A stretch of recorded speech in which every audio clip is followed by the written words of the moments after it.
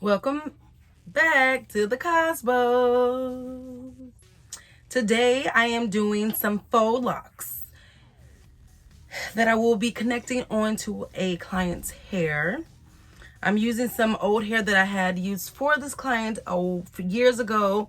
They are having a function coming up and they want me to get their hair together. Maybe missing certain spots. That's why I'm making these dreadlocks for this person. The hair that I'm actually using, sorry, I do not have the package with me to show you, but I'm going to try to see if I can go online to YouTube or Google to find it and take a picture and put it in here so you guys can see the exact hair that I'm using. All right, so this is what I do. This is the hair. It comes like this in a big old bundle. And so I just take some pieces like this, however many I want, and just pull it apart and kind of feel to see if it's thick enough for me. If not, take a little bit more of the hair and just add it just to see how thick it is. If I don't feel like it's thick enough, just add a little bit more like that. And you want to try to get it as messy as possible. You don't want it to be as straight as if like a braid that you're trying to make to do a single in your hair or a French braid on your hair. You want to kind of get it uneven because the unevenness is what's caused the dreadlock look. And you just keep pulling and add something back to the top. Pull, and whatever comes out, take it and add to the top. Pull it and add it to the top. Of course, you're holding tight to the hair at the top, and whatever comes out the bottom, just let it fall on out with the pull and add it to the top. And so you kind of got this little messy look going on here. That's okay, because that's what we're looking for. And then you want to kind of like make a little point to where you can start at and just twist the hair just a little bit here at the top to get it kind of give you a guide to where you're going to start at. I don't really worry so much about this here. You can make the dread longer, or you can cut this off, or because the beginning part will be the part that's going to be added to the client's hair. So you just twist it a little bit like that, and then you take the hook, and once again, I am using the, what one is this one? This is a 1.25 millimeter hook. I'm not sure if you can see that little tiny hook right there, crochet hook. And this actually can really hurt you. Trust and believe, I've gone through it plenty of times. But so when I use this hook, I face the hook away from me, and that way when I have it away from me, it's not going to go into my finger and pull it out, get stuck in my nail. And then so in my left hand, I take the bundle of hair, and all I'm doing is going back and forth like this, just back and forth, back and forth, back and forth, back and forth. And as I'm doing back and forth with this left hand, my right hand, I am going in and out, in and out, in and out, in and out, and then so it's back and forth, in and out, but it's at the same time, back and forth, in and out, back and forth, in and out. And what that is creating, the dreadlock look, the nappiness, the kinkiness, is allowing the the piece of hair that you're using to start bundling up and napping up. That's what you want it to do. And so I'm going to show you so as much as I can. Let me get myself out here. Let's see. So see here. So I face it away from me, the hook, and then I'll take it, put it in there, and I'm just going back and forth, back and forth. And you probably wonder why I have this tape on my hand. Yes, it is for protection, but something else. And I'll post that video, maybe, I'm not sure what happened to my finger, if I feel comfortable with posting it. All right, just going back and forth, back and forth, back and forth.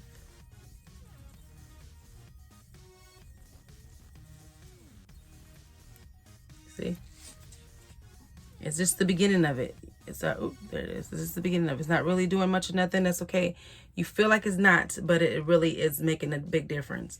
It just take a minute for it to actually start locking up the way you want it. And just keep going.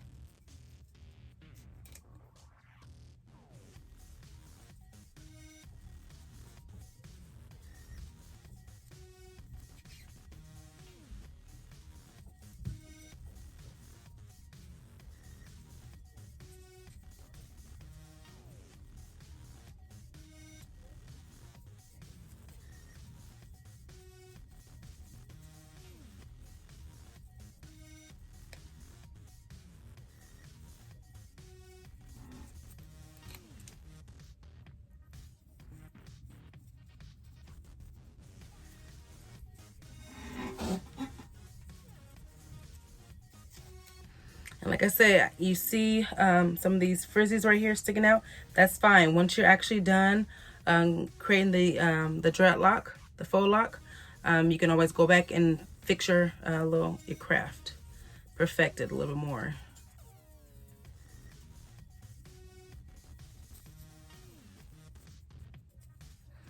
And depends on how many you're making, this can be very time consuming, because one, you have to not only, you know, create the dreadlock look, but you at the same time try to not get this hook stuck in your finger or poke yourself to the point where the dreadlock creating is going to be over, because this little baby hook can really cause some damage.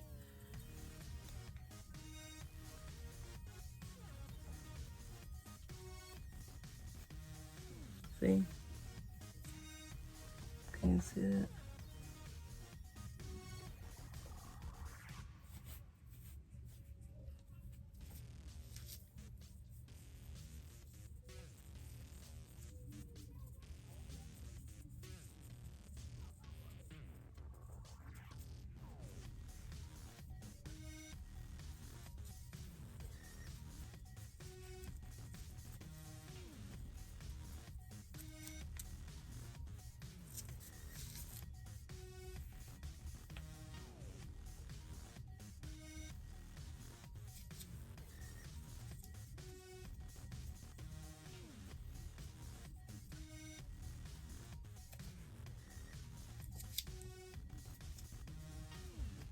And it's kind of like, for me, it's like the more you kind of tug a little bit harder, it creates a dreadlock faster. It's like, for me, the harder I pinch the dread and kind of hold the hook in there without actually allowing it to come all the way out like that, and just keep it in one spot while it's you know, creating a lock of the pinching of the dreadlock hair, and pulling this hook not all the way out, but kind of like taut a little bit back and forth, it helps to create the dreadlock a little bit faster, and can get you to move quite along a little bit faster. Because this what happens here when you go, when you barely pinch the dreadlock and you twist. You got to keep repositioning the hair because it's moving around, and you don't have it secured enough, and it's just doing this here.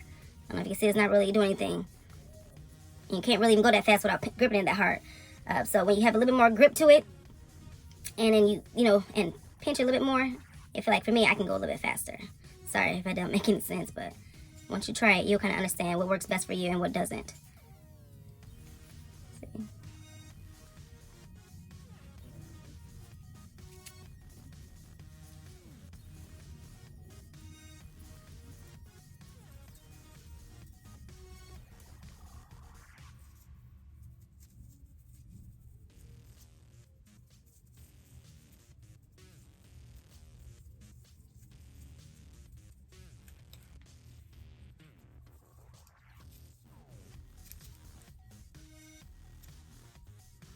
It's kind of hard for me right now to kind of grip it the way I want to, because this tape is on my finger. But I put this on here too so it won't get poked by this. So.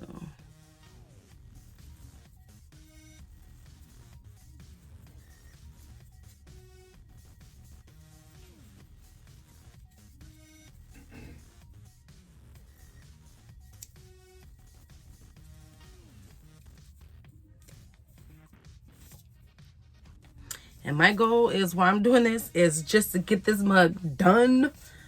And I'll go back and fix anything, because trying to catch all those little hairs while you're trying to get done with that first strand, it's not that serious. You can always go back and fix it.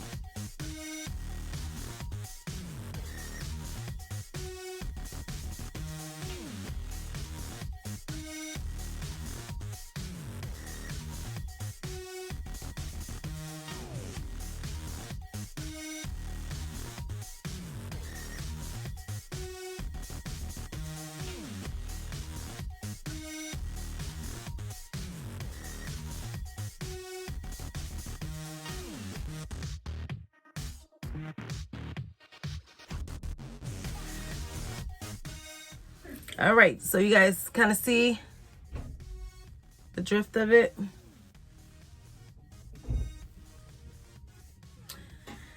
Here you go. All right, so I'm going to go out and I'll be back once I finish this, because I know you guys want to sit and watch me do this the whole time. So I will be back. And don't really worry about all the frizziness that's going on and all the extra pieces of hair that's sticking out. Once you're done what you're doing with that strand, you'll go back and fix and perfect your craft.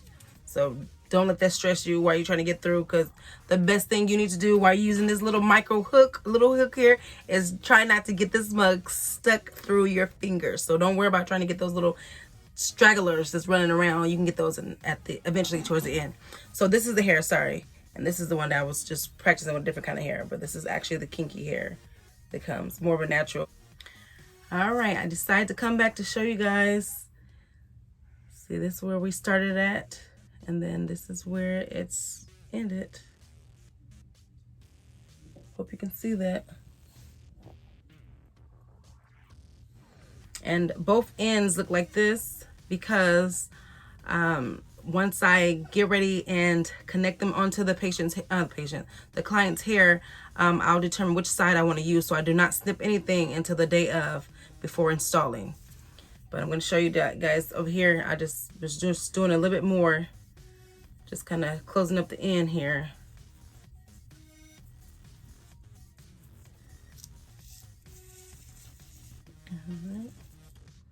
And now I'm just going through and trying to fix some of the areas that needed to be fixed that I didn't catch the first time around. See how that made a difference? I fixed this right here, and then I'll just move to this spot right here next.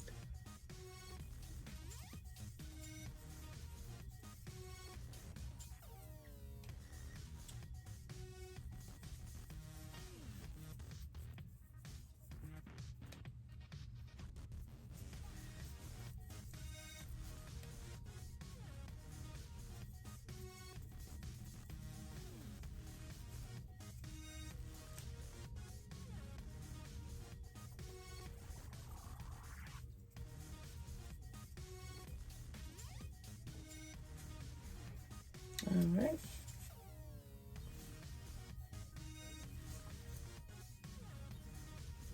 You're ready to install your dreads. Dreads.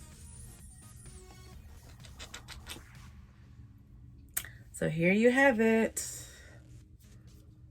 This is the beginning where we started at, just doing a little bit more. And I actually kind of started another one as well over here. So this is one that I finished up with you guys. I started, and then I worked my way to the other one, and I realized, let me get back on this camera so you guys can see, because I really can get carried away and try to get it done and be in my own world too. That's part why I kept going without coming back to show you guys the finished product of it.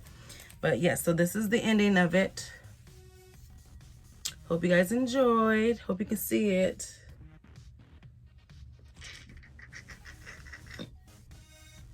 And once again, I used the 1.25 millimeter. It will be in the description below. And I'm going to try to make sure I find the brand of hair that I used here to create this look that came in a bundle like this. And no, that's not the crochet hair. That's the crochet kinky hair. That's crochet hair. That's this. Two different hair types. So, all right. Hope you enjoy. Until next time, don't forget to subscribe. Sorry, I got to put the camera back up. Don't forget to subscribe, share a video with a friend, with a neighbor. Like, comment below. Till next time, dread you later. Okay, so the hair that I did use was an Afro Kinky hair. Not all local beauty supply stores carry Afro Kinky hair, so you will have to look at your local beauty supply store to see if they have it. If not, go on to Google or YouTube and you can find it. I'm pretty sure you will. And also stay tuned of my installing of the faux locks that I created. Until next time, I'm going this time. Adios. Deuces.